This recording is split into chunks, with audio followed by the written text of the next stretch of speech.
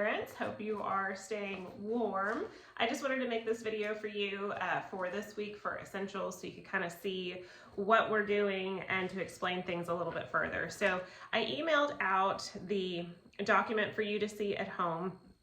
Going through it. The first thing was the verb anatomy chart in. That's what you're going to be addressing this week.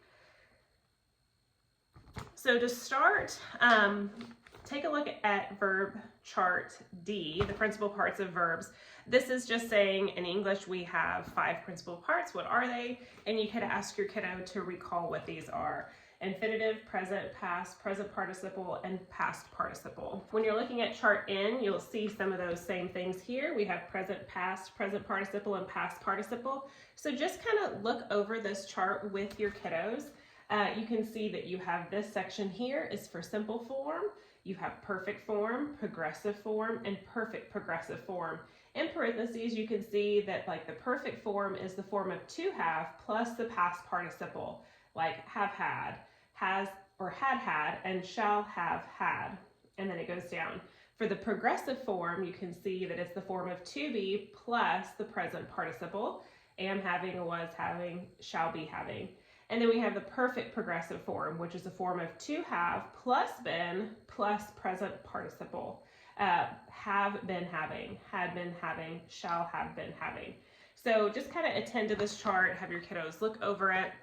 So I would kind of use both of these charts, D and N, to kind of talk about verbs a little bit further. And like I said, just attending to this chart, seeing the similarities, the differences. Okay, so this week we're looking at complex interrogative SVT IODO. So starting with CIA, and what does that stand for? So if you see, I have it written here. CIA stands for change the end mark, interrogative pronoun, and then add a helping verb.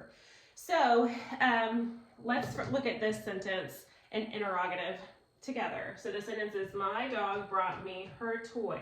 If the first thing I want to do is change the end mark, I could just very easily make it a question mark and say, my dog brought me her toy.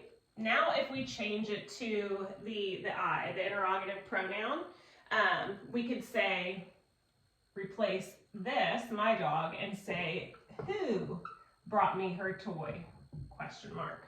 So here the interrogative pronoun will take the place of the subject. We could add the word will and make that lowercase. Will my dog, and then we're going to have to change that as well to bring me her toy. You could say, did my dog bring me her toy? Can my dog bring me her toy? Okay, so now that we reviewed that, we're kind of jumping over to the interjections. So to talk about an interjection and where this would go, if we had that original sentence of my dog brought me her toy, if we pretend that she's never done that before and we're super excited, we could be like, wow, my dog brought me her toy. So that would add this interjection of wow. Now when I go to diagram an interjection, that is going to hover above the sentence that we're diagramming. So if you have, an SVTIO, DO, or whatever you may have, it's going to hover above whatever you're diagramming. Okay, so now we're going to dive into our ATS. On the document I sent you, I do see an error. The my dog who rarely listens to me brought me her toy when I called. The who is an SP, not an SN. So the sentence had errors, so your kiddo needs to catch those errors, find them, fix them. Once you do, then you can kind of work your way through. What is the purpose of a sentence? It is declarative, it ends with a period, and it makes a statement. Next, are there any prepositions? Yes, to is a preposition. To whom, to me, right? We're going to put that in parentheses here to show that that is our prepositional phrase, and then we'll come back to that later. And then are there any conjunctions or relative pronouns? Yes, who is a relative pronoun. So in Erica Rhodes stuff, she labels it an RP for relative pronoun. You can do that, or we could just go ahead and label it an SP for subject pronoun. Then we also have when I called her. So when is a subordinating conjunction. We just label that as C, but you can label it an SC if you like. And then now we're going to underline our independent clauses and dependent clauses. So we have an independent, my dog brought me her toy. That finishes that independent clause. And then we have two dependents or subordinates. Who rarely listens to me, so we're going to double underline that. And then when I called her, so we're going to double underline that as well. Now we can dive into our independent clause. Also, we're focusing on complex, so this is clearly also a complex sentence. All right, so starting with my dog brought me her toy. Who or what is this about? It's about dog, so we're going to label that subject noun. What did the dog do? Well, dog brought, that's your verb. Brought what? Toy. That is our DO. So that means this is verb transitive. Was the toy brought to somebody? Yes, to me. So that is your IO, that's who received the toy. And then we're left with my and her. Those are both adjectives describing whose dog, my dog, and whose toy, her toy.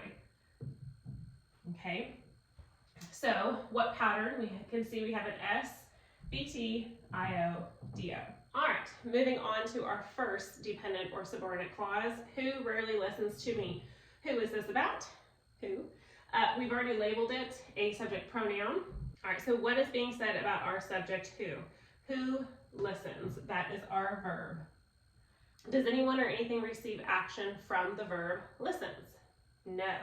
In this case, the to me is a prepositional phrase, and so we already put it in parentheses when we started, so we can't take me out of the phrase. Since nothing receives the action of the verb, there is no DO, and we do not have a transitive verb. Can listens be a linking verb? The answer is no. So what type of verb do we have? We have intransitive. That's a VI. So we can already see that the pattern of this is an SVI. Now we're left with rarely and to me. So what is rarely doing in this sentence? It is describing how they're listening. They're rarely listening. So it is a modifying verb. So it's an adverb. So we're going to label rarely an AV. So what did we decide to me is? We said it's a prepositional phrase. That means one would be the preposition and the other is the object of the preposition.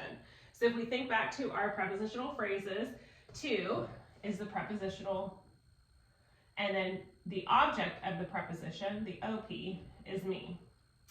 So again, we have an SVI, but it is all labeled out there. Moving on to our last one, when I called her. We already said this is our subordinate conjunction, so we labeled it with a C. So who is this about? I. So that is our subject pronoun. What is being said about the subject? Well, I called, so that is our verb. Did anyone receive that call, the action of the verb? Yes, her. So that means that is a DO. So that means this is a VT. So this pattern is an SVT DO. So you see that we have, every single one is different. We have SVT IO DO, an SVI, and an SVT DO. So we have three different ways to diagram this. Again, we're going to start with our independent clause always first. So in that case, we said we have an SVT IO DO. So we're going to set that up as an SVT IO DO. So we have the SVT IO and DO. I'm going to change colors of the marker so we can see this clearly. So we started with our dog. Here is our subject. So dog brought me. IO goes in between the VT and the DO. Toy. Now we need to say whose dog? My dog.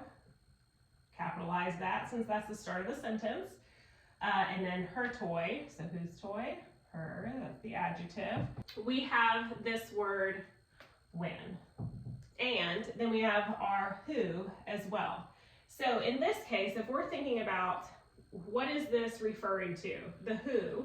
Well, the who is the dog. So this one, we're going to bounce it off of that one. Okay? So who rarely listens to me? We set it as an SVI. So we're going to set that up as an SVI. This one, when I called her, is telling about brought here. It's kicking off of the brought. So this one's going to come down. I'm going to try to angle it So we have space for all of it. And that one is an SVTDO. Okay, now we can fill this in.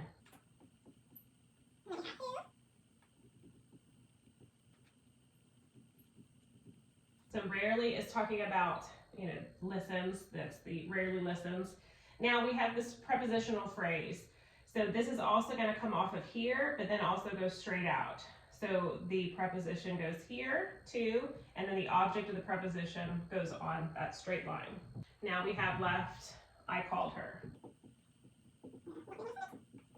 Okay, so we don't need to put anything here because, again, this is our subject pronoun, relative pronoun of who, but we do have our conjunction here, which is connecting. So we need to put our when here. And that's it. Okay, so something that is new this week that we were going to spend some class time going over was the Quid. So, especially for first years, maybe even second years too, trying to get a little handle of this. If you go into your EEL folder or binder, you have this tab that's labeled Analytical Tasks. Once you get in there, you're going to see a portion about, like they have a sample sentence here about the Quid, and they showed how they break it down, walking through that whole sentence with the modification and confirmation. And then on the back, they show how they're going to break that up. So this is what you're going to be working on this week. So if we were to take our sentence, the dog brought me her toy. Let's start there. You can find this printout as well. So you've had it in your Essential Solutions Manual as well. So for instance, this is week 15, sentence 1. Did Jesus, who died for me, prepare me a place in his Father's house? This is very similar to what we just did up there with a preposition and the object of the preposition with the subordinate clause, complex, and so forth. You can see how that is diagrammed out. But then also, if you look at the next page, you can see your answers for the Quid.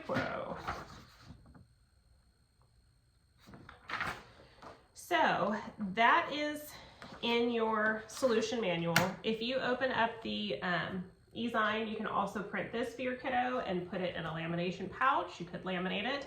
You could print off new ones each week. So to start, if we have the sentence, let me just write it at the top so we can see it clearly. Okay, so if we have this sentence, it's not really clear for you to see it. The dog brought me her toy. The first step is we're going to put each word in the sentence in its own box in the second row. So not here, you're going to come down one. So right here, I'm going to put the dog brought. That's all I can fit there for now. Now I'm going to come down and again, skip that top row. And then I'm going to finish. I'm going to write me, her, toy. If you have a longer sentence, you can flip it on the back and keep going, and you can add more there. So, first step, you have your sentence written out.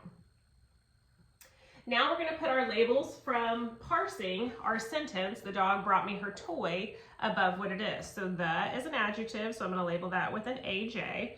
Dog is subject noun. Brought is verb transitive. Me is an IO. Her is an AJ. And then toy is a DO. So now that is labeled out. So our goal in doing task 6 is to look at each word in the sentence one at a time and list everything we know about the word in the boxes below it. Okay, so now that we have everything sectioned out and we can see what each thing is, we're going to start with our first word, which is the, which we labeled as an adjective. So if you look here on the side, go down to where you see the adjective. I'm going to put a little box around it. It's third way down. That is what we're going to start answering.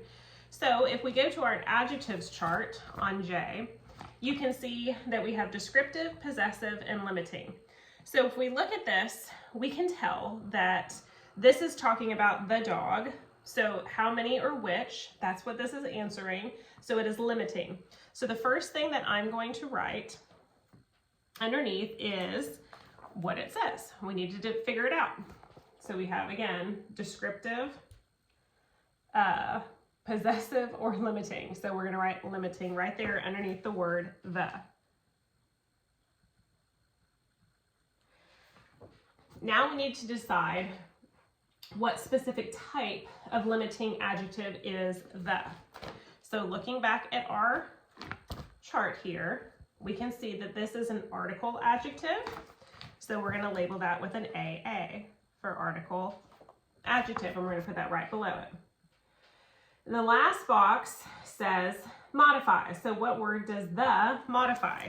It modifies dog. So we're going to put that below it.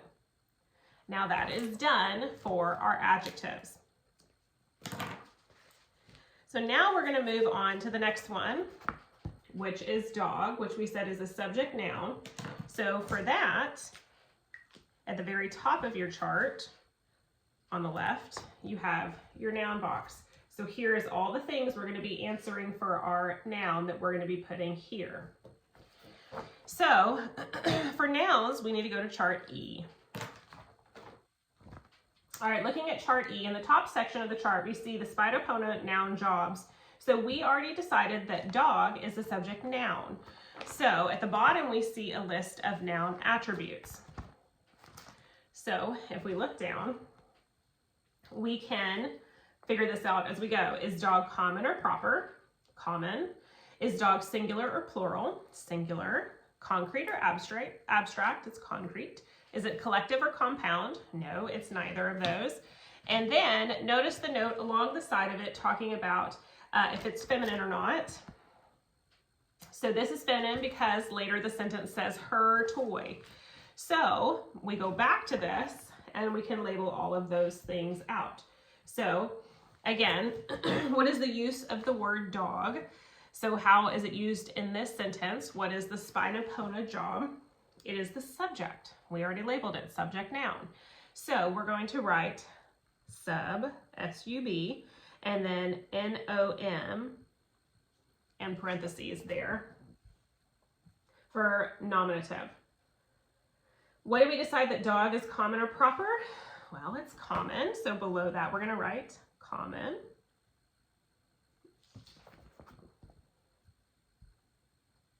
Did we decide that dog is singular or plural? Dog is singular. If it said dogs, it'd be plural. So we're going to write singular. In this case, you could abbreviate. You can just write sing. And then what did we decide on the gender of the dog? Well, later we see her, so we know this is feminine. So you can write F-E-M or just an F. So I'm going to put an F there. And then did we decide that dog is concrete or abstract? It is concrete. So we're going to write C-O-N-C for concrete. And then is dog collective or compound? It is neither. So there is nothing left to write for the nouns. Okay, so then the last one we have is the word on this row is brought. We said that it is a verb transitive. If you want to pull out your chart, you can. If you know it, again, you don't have to, but it is handy to have them nearby. So verbs is chart C. You can see on the verbs portion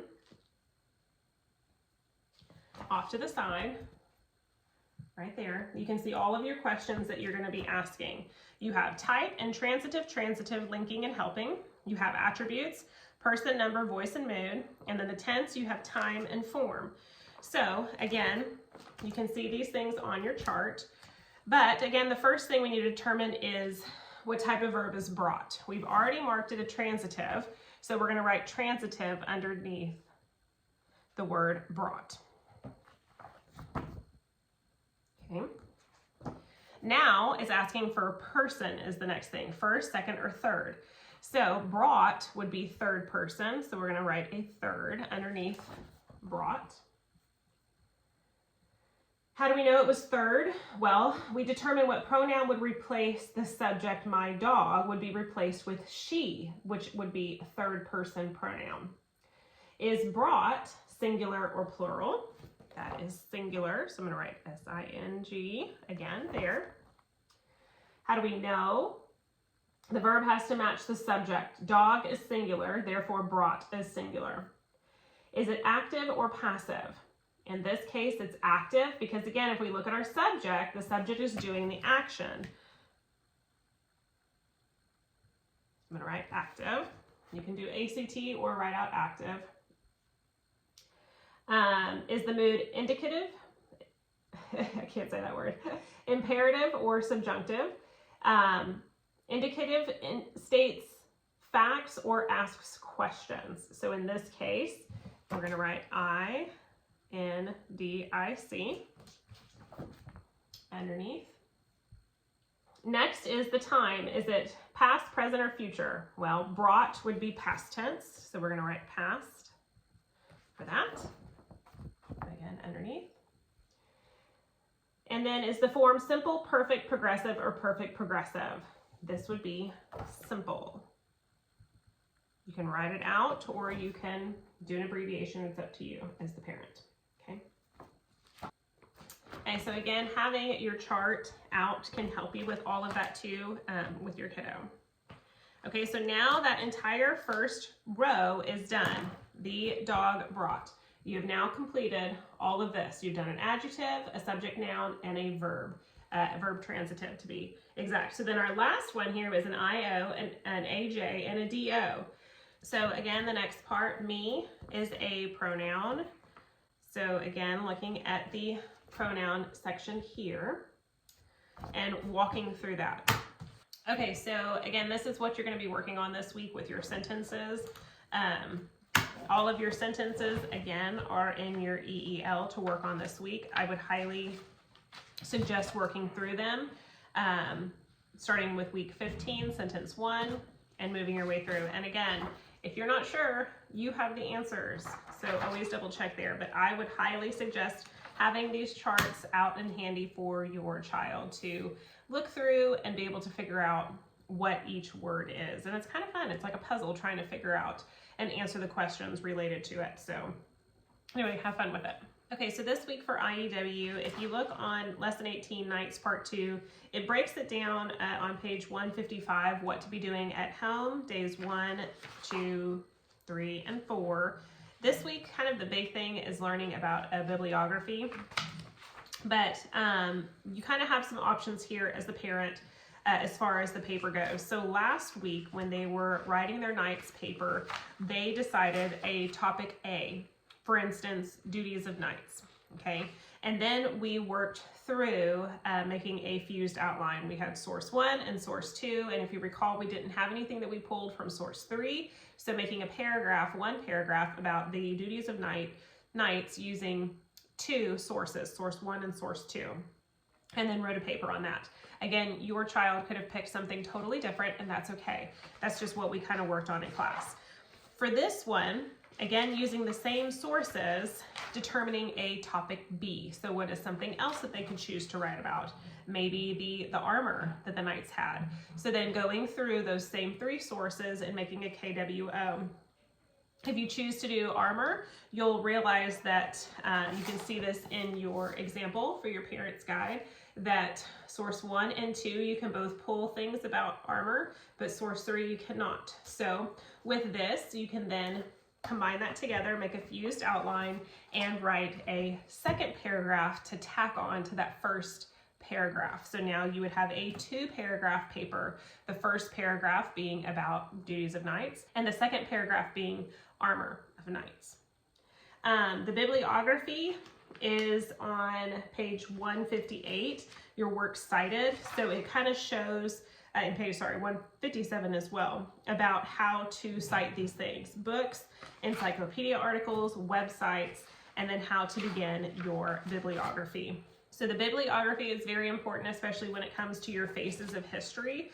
So kind of getting into the habit of learning how to make that. If you go online and search, there's a bunch of different sources too for how to cite different things, how to cite podcasts, how to cite maybe some other random things that your kiddo wants to use for their Faces of History paper. So again, this is kind of building up to that point for our Faces of History. So that's pretty much it for the IEW this week. Again, up to you parents. You can definitely start working on the bibliography, but then the option of a second paragraph for this nights, I'm going to leave that up to you guys to determine if that's something you want to do or not. Okay, so that pretty much wraps this week. If you have any questions, please make sure to comment in band, ask away. We are a whole community, so parents, everybody can chime in and try to help each other answer questions. I'll do the best I can as well. But you have a lot of really great resources. Make sure to utilize that EEL binder or however you have it set up, your curriculum, and reading your IEW. And then for math, we were just going to play Snake. So you could play that at home with your kiddos. You could play Number Knockout as well. So anyway, that's it. I hope you have a nice week at home, and I'll see y'all next week.